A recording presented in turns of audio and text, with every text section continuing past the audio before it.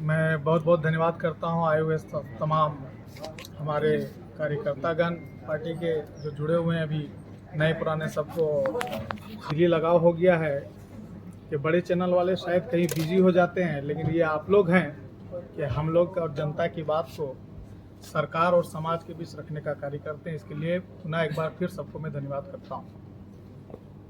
राष्ट्रीय जन क्रांति मोर्चा आज कई सालों से ज़मीनी स्तर पर ही काम कर रही है और आने वाले दिनों में भी काम करती रहेगी। अभी इस विधानसभा में हम परिवर्तन को देखते हुए इस पार्टी को आज प्रेस क्लब से झारखंड के हर घर तक पहुंचा रहे हैं आपके माध्यम से। वो ज़रूरी इसलिए हो गया है कि ना कांग्रेस झारखंडियों के लिए है, ना जेएमएम झारखंडियों के लिए है, ना आजसू झारखंडियों के लिए है, और जितनी भी पार्टियां यहाँ पे हैं जो अपने आप को सेकुलर कहती हैं, ये झारखंडियों के लिए नहीं है। ये अपने आकाओं के लिए हैं, विदेशी ताकतों के लिए हैं, बाहरी ताकतों के लिए हैं। क्योंकि यहाँ नौकरी से लेकर के चाकरी तक जितनी भी चीजें हमारी हैं, जो झारखंड की हैं, इन्हें बेचने का कार्य करते हैं। हमने हर बार ऐसे लोगों को और ऐसी पार्टियों को ऊपर में बैठा करके देखा, अपने मत का दान करके देखा, जमीन को बेचा, घर को बेचा, झारखंड को अलग करने के लिए ना जाने कितनी जानों की कुर्बानी दी। इस दिन के लिए नहीं कि आज हमें एक तीसरा फ्रंट खड़ा करने की जरूरत पड़े। आज ये मजबूरी हो गई है हमारी कि हम राष्ट्रीय जन क्रांति मोर्चा को लाए हैं तो सिर्फ और सिर्फ झारखंड को बचाने के लिए। कोई ये ना समझे, जैसे हमारे पूर्व के भी प्रवक्ताओं ने और अध्यक्ष महोदय और संस्थापक महोदय ने कहा, तो ये कहीं ये वीडियो देख के या पत्र को पढ़ के या कॉन्फ्रेंस को समझ के ना समझे कि ये मुसलमानों की पार्टी है। ये पार्टी झारखंड की है, क्योंकि अब झारखंड तीसरा फ्रंट के लिए रेडी हो रहा है और हमें तैयार करना है। आप अभी पूछे, आपने बहुत अच्छा सवाल किया कि ये 3 महीना में आप क्या करेंगे। हम 3 महीना में वो करेंगे जो झारखंड को अलग करने में 40 साल जो किए थे, वो 3 महीना में हम करके दिखाएंगे। वो वजह ये है कि आज एक एक व्यक्ति, झारखंड का हर आदमी इतना त्राहिमाम हो गया है अपनी परेशानियों और समस्याओं से लेकर के कि आज अगर उन्हें घर बनाना हो, अपने घर को, मकान को बनाना हो, तो उन्हें बालू चोरी से खरीदना पड़ता है, खरीदना नहीं पड़ता है, चोरी करना पड़ रहा है। वजह कौन है? सरकार। आज अगर माइनॉरिटी की बात करें, उसमें से फ्रंट लाइन पर है मुसलमान। आज मुसलमान का 48वां मॉब लिंचिंग हो चुका है आज की रात तक। ये आप लोग से छुपा हुआ नहीं है, 48वां मॉब लिंचिंग है। कानून व्यवस्था झारखंड की चरमरा गई है, क्योंकि यहाँ पे अनुकंपा के मुख्यमंत्री आते हैं, अनुकंपा के मंत्री आते हैं, सब अनुकंपा के द्वारा आए हुए हैं, जनता के लिए कोई नहीं आया हुआ है।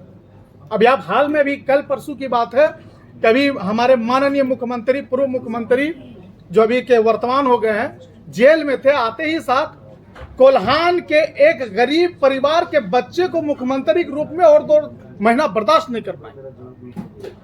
सिर्फ ये राज और सत्ता का भोग की लालच है। जनता की बात होती तो आज चंपई सोरेन होते यहाँ के मुख्यमंत्री, क्योंकि गरीब का बेटा था। लेकिन यहाँ पे परिवारवाद, हाँ, बहुत सारी पार्टी बीजेपी आरोप लगाती, गलत नहीं करती है, ये परिवारवाद पार्टी है। ये गलत आरोप नहीं है, सही है। अगर परिवारवाद नहीं था तो हेमंत सोरेन को दिखलाना चाहिए था कि हम परिवारवाद के खिलाफ हैं, हमारे गरीबों को बर्दाश्त नहीं कर सकती है। और मुसलमान को जितना भी सेक्युलर पार्टियां हैं, सिर्फ किस लिए यूज करती हैं? हम 80 लाख हैं साहब। मैं आपको बताना चाहूँ, झारखंड में मुसलमान 80 लाख है, मगर हमारी सीटें मात्र गिन के 4 आती हैं, वो भी वो जो अनुकंपा में होके आते हैं।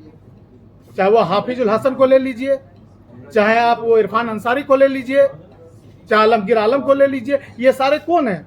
हाफिजुल हसन कोई नेता का नाम नहीं है, बाप की कारकिर्दगी की वजह से आज वो मंत्री के पद पे। इरफान अंसारी का अपना कोई नेतागिरी आज वो कर रहे हैं, चूंकि विधायक है।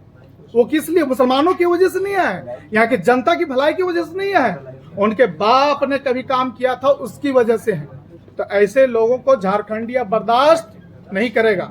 अब झारखंड को चाहिए अपना हक और अधिकार, चाहे वो महतो हो, दलित हो, कुर्मी हो, हिंदू समाज के हो, आदिवासी हो, जिस समाज के हो, अब सब त्राहिमाम है। अब झारखंड में बदलाव होना बहुत जरूरी है। और मैं आपके माध्यम से कहना चाहूंगा, जो भी इस वीडियो को देखें अपने घरों में, अपने मोबाइल में, तो मैं कहना चाहूंगा कि आप लोग अगर मुसलमान सुन रहे हैं तो मैं मुसलमान से कहना चाहूंगा कि आप लोग बीजेपी को मत हराइए, अपने आप को जिताइए। बिल्कुल, आप लोग बीजेपी को हराने का ठेका मत लीजिए, अपने आप को जिताने का और सत्ता में भागीदारी हासिल कीजिए, अपना रुसूख बनाइए। वरना 46 और 48 मॉब लिंचिंग हुआ है, अगर इसी तरह आपका हाल रहा तो ये झारखंड अगर इस बार हार गए आप तो 30 होते होते आप हजारों की तादाद में मार दिए जाएंगे। अच्छा, सभी राजनीतिक पार्टियां जातीय के आधार पर इस जनगणना कराने की मांग कर रही है, तो क्या लगता है कि जिस तरह से बातें चल रही है कि जिसकी जितनी आबादी उतनी भागीदारी उतनी हिस्सेदारी, जी हम भी राजमो चाहेगी कि जातीय राजमो चाहती है। राजमो बहुत पहले भी ये आवाज उठाई थी, आज ना ये लोग उठा रहे हैं। हम लोग 2019 में भी ये मांग किए थे, राजमो ने 2019 में भी ये मांग किया था कि पहले जनगणना करा दिया जा रहे, हमारी सत्ता भागीदारी बताओ, जिसकी जितनी आबादी होगी उतनी हिस्सेदारी होगी। ये तो आज आवाज उठा रहे हैं, इसीलिए मैं कह रहा हूं कि आप अपनी भागीदारी को सुनिश्चित करें। और यहाँ का प्रशासन व्यवस्था लचर स्थिति में है, इसलिए अपने आप को सुरक्षित रखने की कोशिश करें, क्योंकि ये गुंडा राज से भी बदतर हो गया है, जंगल राज से भी बदतर हो गया हमारा झारखंड। जमीनें इतनी बेच दी जा रही है कि यहाँ का आदमी अपनी जमीनों को बचाने के लिए कर्जे में डूबा हुआ इंसान आज मुंबई, दिल्ली, दुबई, सऊदीया जा करके आज मुसलमानों के भी परसेंटेज निकालिएगा ना तो पलायन करने वाले मुसलमान के बच्चे ज्यादा मिलेंगे आपको। वजह यह है कि आज झारखंड जहाँ खनिज संपदा का आज इतना परिपूर्ण हमारा प्रदेश होने के बाद भी हमारे लोग भात भात खा के मर जा रहे हैं। गिरिडीह में एक बच्चा भात भात खा के मर गया और ये जेएमएम सरकार देखती रह गई। उस वक्त यहाँ पे जेएमएम की सरकार थी जब गिरिडीह में भात भात करके एक बच्चा मर गया। वो कोई मुसलमान का बच्चा नहीं था, वो झारखंड का बच्चा था। लेकिन देखिए आज ना ये सरकार आई है अनुकंपा के बिना पर, वरना हेमंत सोरेन को मैं एक नेता नहीं मानता। अगर मेरी बात पूछे तो नेता नहीं है, नेता जो होता है वो जनता के प्रति नेता बनता है और ना के बाप की प्रॉपर्टी को चलाने वाला कोई नेता नहीं हो सकता। वरना नेता होता तो आज जनता में हर जगह से आवाजें आ रही है कि हमें इंसाफ चाहिए, हमें न्याय चाहिए, हमें रोजगार चाहिए, हमें सोरा। अभी देखिए, अभी जाइए आप राजभवन में, पीजीटी का एग्जाम दिए, उसमें धांधली हो गया है, अभी तक उस पर निष्पक्ष जांच तक नहीं बैठाया गया है। अच्छा ठीक है, समझे। तो मैं यही कहना चाहूंगा आपके माध्यम से कि राजमो को हर कोई स्वीकार करे, अपने साथ जुड़े और तीसरा फ्रंट में हमें स्वीकार करें।